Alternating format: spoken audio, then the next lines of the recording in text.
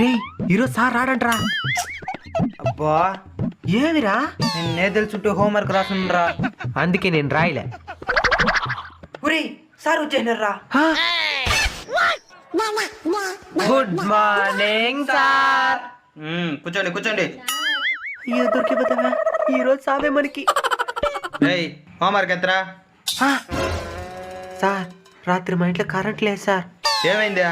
మేమే ఆన్ చేయలేదు సార్. అవ్వాలని ఆన్ చేయలేదు.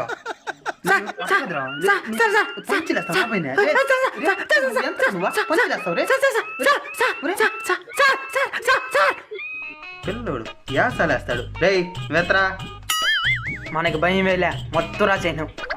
ఇద్దండి సార్.